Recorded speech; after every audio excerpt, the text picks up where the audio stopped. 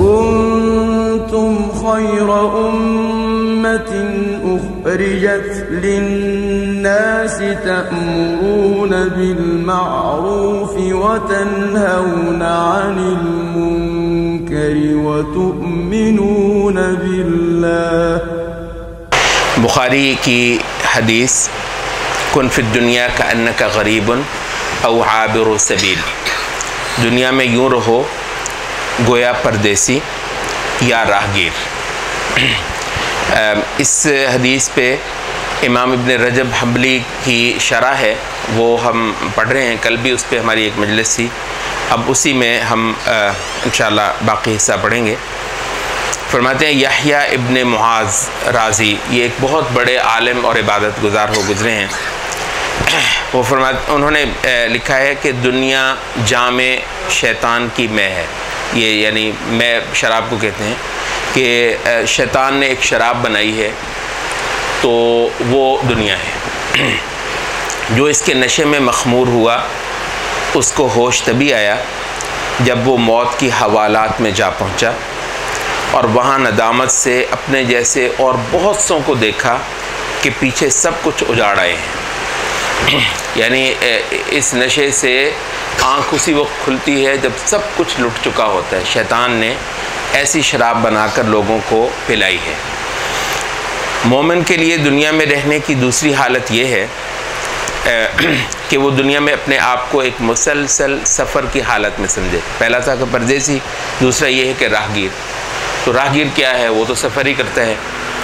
وہ اپنے آپ کو پڑاؤ کی اجازت تو دے مگر اقامت کی نہیں، یعنی پڑاؤ کرنا ہے، اقامت نہیں کرنی. دنیا میں اس طرح رہنا ہے. یقین رکھے کہ وہ اپنے سفر کی ایک کے بعد ایک منزل طے کیے جا رہا ہے اور موت اس سفر کی آخری منزل ہے. جس آدمی کا یہ حال ہوگا اس کی ساری توجہ سفر پر ہوگی. وہ جو اٹھائے گا سفر کے لیے اٹھائے گا. یہاں بنا بنا کر چھوڑنے کے لیے کوئی بہت ضرورت کی بات ہو، ورنہ کیا کرے گا؟ وہ جو اٹھائے گا سفر کے لیے اٹھائے گا. ہے ہی راہگیر. ہو ہی نہیں سکتا کہ راہگیر ہو اور کہیں بہت بلند و بالا عمارتیں بنانے کے لیے لگا ہو. ہے یہ راہگیر؟ ہو ہی نہیں سکتا. جس آدمی کا یہ حال ہوگا اس کی ساری توجہ سفر پر ہوگی. وہ جو اٹھائے گا سفر کے لیے اٹھائے گا. دنیا کا ایسا سامان جو ساتھ اٹھانے میں آ سکے، جو ساتھ اٹھانے میں نہ آ سکے، اس کی توجہ لے ہی نہ سکے گا. یہی وجہ ہے کہ نبی صلی اللہ علیہ وسلم نے اپنے بعض خاص اصحاب کو وصیت کی تھی کہ دنیا میں ان کا سامان زیادہ سے زیادہ اتنا ہو کہ ایک ہی بار اونٹ پر لدنے میں آ جائے. آپ کو پتا ہے بعض صحابہ سے نبی صلی اللہ علیہ وسلم نے بہت جو اعلیٰ ایمان والے صحابہ تھے، سب سے نہیں، آپ کو پتا تھا کہ لوگ کمزور بھی ہوتے ہیں، صحابہ بھی کمزور ہوتے ہیں. تو کچھ صحابہ سے نبی صلی اللہ علیہ وسلم نے باقاعدہ بیعت لی تھی اس بات پر کہ مجھے وعدہ دو کہ تمہارا سارا سامان جو ہے وہ اونٹ کے کجاوے سے زیادہ نہیں بڑھے گا، اونٹ کے ایک لدے سے زیادہ نہیں ہوگا. تو ظاہر ہے سب تو اس کے پابند نہیں ہیں، لیکن اس میں سیکھنے کی ایک بات البتہ ضرور ہے کہ دنیا کی اصل حقیقت یہ ہے. محمد ابن واسع سے پوچھا گیا کیا احوال ہیں؟ فرمایا وہ آدمی کیسا ہونا چاہیے جو اپنے سفر آخرت کی روز ایک منزل طے کرتا ہے. حسن بصری فرماتے ہیں یوں سمجھو تم بس کچھ دنوں کا مجموعہ ہو. یعنی انسان کیا ہے؟ کچھ دنوں کا مجموعہ. اس میں سے جب کوئی دن چلا جاتا ہے تو تمہارے وجود کا ایک حصہ جھڑ جاتا ہے. یعنی اب پہلے خاصے سارا تھے تم، وہ پھر کم ہوتا گیا. اب تو ہو سکتا ہے کوئی بندہ 2-4 دن کی چیز رہ گیا ہے. ادھر دن پورے ہوئے، ادھر تم نگاہوں سے غائب، پھر نظر تک نہ آؤ گے. کیا خیال ہے کتنے تھے جو ہمارے یہاں ماشاءاللہ نماز پڑھتے تھے؟ بعض لوگوں کو تو نام لینے کو جی چاہ رہا ہے. رانا محبوب صاحب، وہ اعتکاف کبھی نہیں ہوا کہ رانا محبوب صاحب اور حاجی خدا بخش کو بندہ بالکل آگے جو ہے اعتکاف کرتے نہ دیکھے. کہاں دیکھ لو بھائی، نہیں ہے ہمارے مابین آج. تو بس یہی ہے. حسن بصری ہی فرماتے ہیں آدم کے بچے تم 2 سواریوں پر چلے جا رہے ہو. حسن بصری کہتے ہیں آدم کے بچے تم 2 سواریوں پر چلے جا رہے ہو. ایک سواری تم کو اتارتی ہے تو دوسری اٹھا لیتی ہے، دن ختم ہوتا ہے، رات آ جاتی ہے، جو دونوں تم کو باری باری اٹھاتے ہیں اور بھاگے چلے جا رہے ہیں، ایک سے اترتے ہو دوسری پہ چڑھتے ہو، مزے مزے کی یہ سواری جانتے ہو تم کو کہاں لے کر جائے گی؟ یہ تم کو موت کے منہ میں دے کر آئے گی۔ آدم کے بچے، تم سے بڑھ کر خطرات کی جانب بھاگنے والا بھلا کون ہو سکتا ہے؟ حسن بصری ہی یہ بھی فرماتے ہیں، موت کا پتہ تمہارے ماتھے پر لکھ دیا گیا ہے، موت کا پتہ تمہارے ماتھے پر لکھ دیا گیا ہے، اور یہ ڈاک زمانے کی رفتار سے منزل کی طرف بھاگی چلی جا رہی ہے۔ یہ ہے زندگی، جس کو ہم سمجھتے ہیں کہ پتہ نہیں کیا ہے۔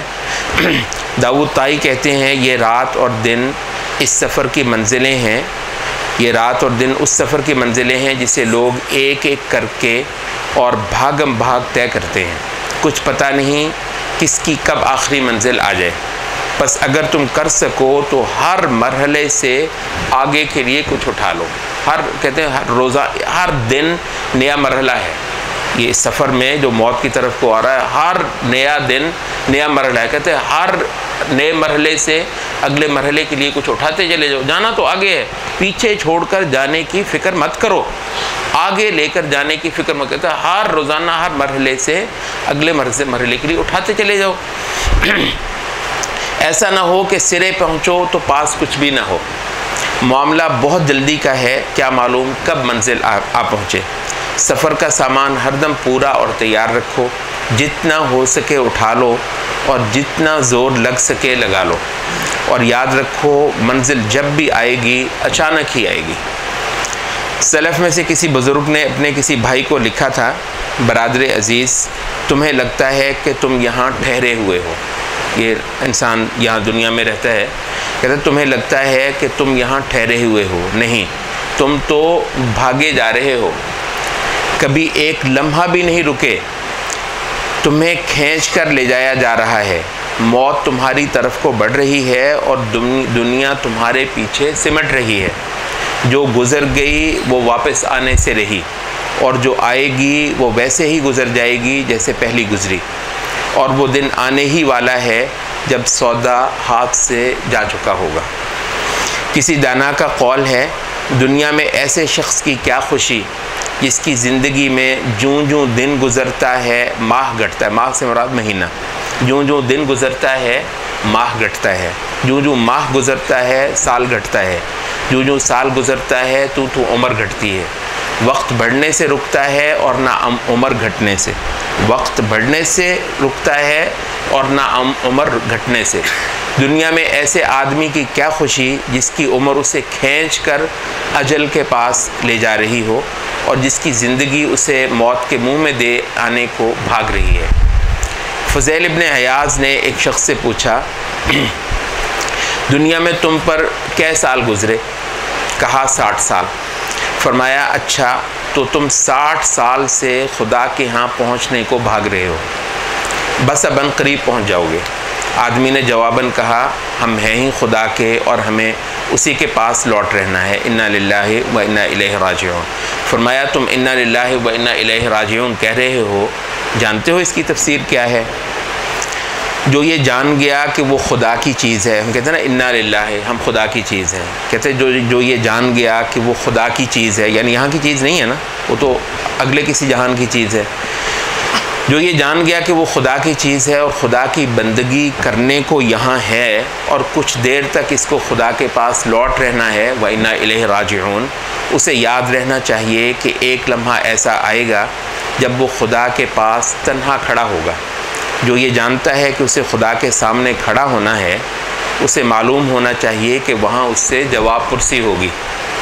جسے معلوم ہے کہ اس سے جواب پرسی ہوگی، اسے جواب تیار رکھنا چاہیے۔ آدمی نے عرض کی تو پھر کوئی چارہ ہے؟ فرمایا بہت آسان۔ پوچھا کیا ہے؟ فرمایا جو رہ گئی ہے اس میں نیکی کرنے لگ جاؤ، جو گزر گئی اس کی بھی ساتھ بخشش ہو جائے گی۔ یہ 60 سال بھی کام آ سکتے ہیں، ٹھیک ہے؟ جو باقی رہ گئی بس پتہ نہیں کتنی ہے، اس میں بہت اعلیٰ ہونے کی کوشش کر لو۔ ہاں اگر تم جو رہ گئی ہے اس کو بھی برائیاں کر کے گزار دیتے ہو تو تم دونوں کا جواب دینے میں پکڑے جاؤ گے۔ جو رہ گئی پھر وہ بھی بری، اور جو گزر گئی پھر وہ بھی مصیبت۔ کسی دانا کا قول ہے، ماہ و سال کے، ماہ سے مراد مہینہ، ماہ و سال کے سوار کو چلنے کی ضرورت نہیں، اس کی سواری خود چلتی ہے اور اس کی منزل آپ سے آپ آتی ہے۔ کسی کا یہ بھی قول ہے، دن رات کی مسافت عجیب مسافت ہے، اس کی غایت موت ہے، یہ ایک ایسا سفر ہے جس میں آدمی چاہے بیٹھا رہے، فاصلے خود بھاگتے ہیں اور منزلیں خود ہی سر ہوتی ہیں۔ حسن بصری فرماتے ہیں، دن اور رات برابر بھاگ رہے ہیں، عمر گھٹاتے جا رہے ہیں اور اجل کو قریب لاتے جا رہے ہیں، تم کہاں کی امید رکھ کر بیٹھے ہو؟ اس دن رات کی دوڑ نے نوح کی عمر کھائی، اس دن رات تم کہاں کی امید رکھ کر بیٹھے ہو؟ اس دن رات کی دوڑ نے نوح علیہ السلام کی عمر کھائی۔ کتنی تھی عمر بھلا نوح علیہ السلام کی؟ 950 سال نوح کی عمر کھائی۔ عاد اور سمود کو قصہ پارینہ کیا، اس کے بعد نہ معلوم اس نے کتنے زمانے دیکھے، آخر سب کے سب پروردگار کے پاس پہنچ کر رہے اور اپنے اعمال کے حوض میں غوطہ زن ہو کر رہے۔ لوگ مر مر کر جاتے رہے، قومیں گزرتی رہیں، پر اس دن رات کا کچھ بھی نہ بگڑا۔ قومیں گزرتی رہیں پر اس دن رات کا کچھ بھی نہ بگڑا، یہ جیسے تھے ویسے ہیں، یہ اب بھی ان کو نگل جانے کے لیے ویسے ہی تیار ہیں جو ابھی یہاں بیٹھے ہیں، اور ان کو بھی جو یہاں آئیں گے، جہاں پہلے گئے وہیں یہ جائیں گے۔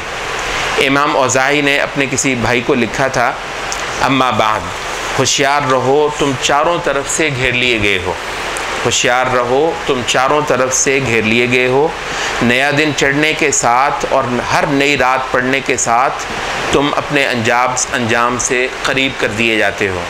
خدا سے ڈرتے رہو، اس کے سامنے کھڑے ہونے سے خائف رہو، اور ہاں دنیا سے رخصت ہوتے وقت تمہارا آخری لمحہ وہ ہونا چاہیے جو خدا کے ساتھ گزرا ہو۔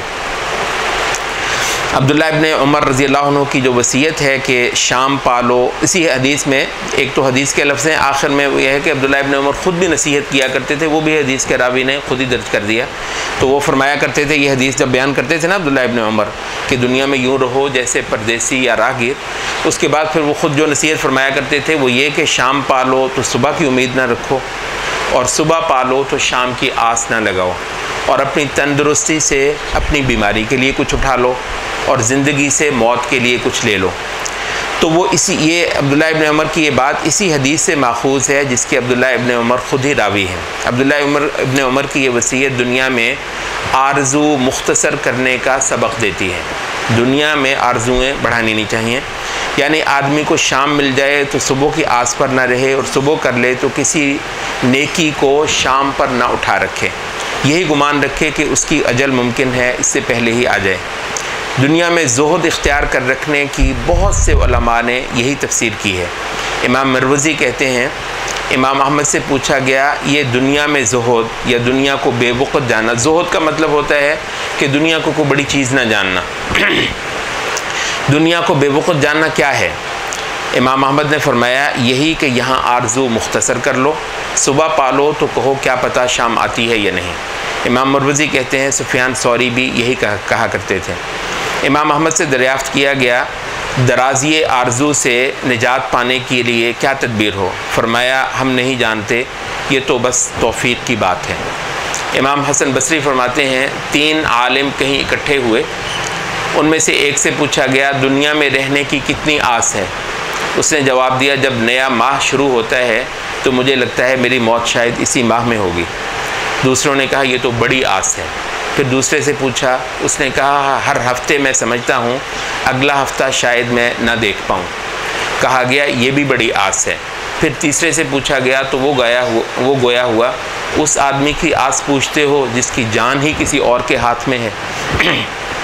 بکر مزنی کہتے ہیں تم میں سے کوئی جب رات کو سوئے تو اگر ہو سکے تو وصیت سرہانے رکھ چھوڑے، کیا معلوم رات وہ اہل دنیا میں تھا تو صبح وہ اہل آخرت کے ہاں کرے۔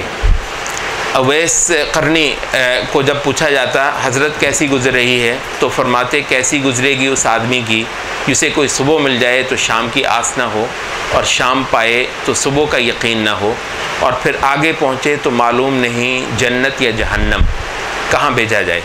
عون ابن عبداللہ فرمایا کرتے تھے جو آدمی کل کو اپنی زندگی میں شمار کرتا ہے، جو آدمی آنے والی کل کو اپنی زندگی میں شمار کرتا ہے، وہ بھلا آدمی موت سے واقف ہی نہیں۔ کتنے ہیں جو دن شروع کر لیتے ہیں مگر پورا نہیں کر پاتے، کتنے ہیں جو کل کی آس پر رہتے ہیں مگر ان کی کل نہیں آتی۔ اگر کہیں تم اجل کا روپ جان لو، اجل موت کو کہتے ہیں نا، اگر کہیں تم اجل کا روپ جان لو اور اگر کہیں تم یہ دیکھ لو کہ اجل آتی کس طرح ہے تو تم کو آس بہت ہی بری لگنے لگے، اور آس کے فریب میں رہنا اس سے بھی برا۔ عون ابن عبداللہ یہ بھی فرمایا کرتے تھے مومن کے حق میں سب سے کارآمد دن وہی ہوتا ہے جسے وہ شروع کرے تو سمجھے کہ اس دن کا آخر وہ نہیں دیکھے گا۔ مکہ میں کوئی عبادت گزار عورت تھی، شام پڑتی تو وہ اپنے آپ سے مخاطب ہوتی، اے نفس بس یہی رات ہے، اگلی کوئی رات کیا پتہ تم دیکھو نہ دیکھو، بس جتنی محنت ہو سکے اسی میں کر لو۔ صبح ہوتی تو پھر وہ اپنے آپ کو مخاطب کرتی، اے نفس بس یہی دن ہے جو تجھے ملا ہے، اگلا کوئی دن تجھ پہ آئے یا نہ آئے، جو ہو سکتا ہے بس آج ہی کر لو۔ بکر مزنی فرماتے تھے اگر تم نماز سے لطف لینا چاہو تو یہ سمجھ کر نماز پڑھو کہ اس کے بعد کوئی نماز پڑھنے کو شاید ملے یا نہ ملے۔ ان کا یہ قول دراصل نبی صلی اللہ علیہ وسلم سے جو روایت ہوئی ہے اس سے ماخوذ ہے، یعنی صلی صلاۃ مودع، اس شخص کی سی نماز پڑھو جو دنیا سے رخصت ہو رہا ہو۔ کوئی شخص اپنے کسی عزیز سے ملنے گیا، دروازے پر دستک دی تو جواب ملا صاحب گھر پر نہیں۔ پوچھا کب واپسی ہوگی؟ یہ کوئی باندی تھی اور معرفت میں خاص مقام رکھتی تھی، دروازے کی اوٹ سے بولی جس کی جان اس کے اپنے ہاتھ میں نہیں کون بتائے وہ کب آتا ہے۔ ابو العطاہیہ کے دو شعر ہیں، ان کا ترجمہ ہے ادھر میں عمر دراز کی آس رکھوں، ادھر معلوم نہیں جس دن کی صبح ملتی ہے اس کی شام بھی ساتھ ملتی ہے یا نہیں۔ تم دیکھتے نہیں جب سویر ہوتی ہے تو وہ تمہاری عمر کو کاٹ کر اور اس سے ایک دن گھٹا کر ہوتی ہے۔ ابو العطاہیہ کا یہ دوسرا شعر دراصل ابو الدرداء رضی اللہ عنہ اور حسن بصری کے اس قول سے ماخوذ ہے، ابن آدم جب سے تم ماں کے پیٹ سے نکلے ہو تب سے تم اپنی عمر کی عمارت ایک ایک اینٹ کر کے گرا رہے ہو۔ ابن آدم جب سے تم ماں کے پیٹ سے نکلے ہو تب سے تم اپنی عمر کی عمارت ایک ایک اینٹ کر کے گرا رہے ہو۔ سلف میں سے کسی کے یہ اشعار ہیں، دن کٹ جاتا ہے اور وقت گزر جاتا ہے تو ہم کتنے خوش ہوتے ہیں، حالانکہ جب کوئی دن گزرتا ہے تو وہ ہمیں اجل سے کچھ اور ہی قریب کر جاتا ہے۔ موت کے دستک دینے سے پہلے اپنی اس جان کے لیے بھی کچھ کر لو اور وہاں کے لیے کچھ مشقت یہیں کر جاؤ، عمل ہی گھاٹا ہے اور عمل ہی کمائی۔ پھر عبداللہ ابن عمر فرماتے ہیں اپنی تندرستی سے اپنی بیماری کے لیے کچھ اٹھا لو اور زندگی میں موت کے لیے کچھ کر لو۔ اس بات کی جو شرح ہے انشاءاللہ وہ کل۔ سبحانک اللہم و بحمدک اشہد ان لا الہ الا انت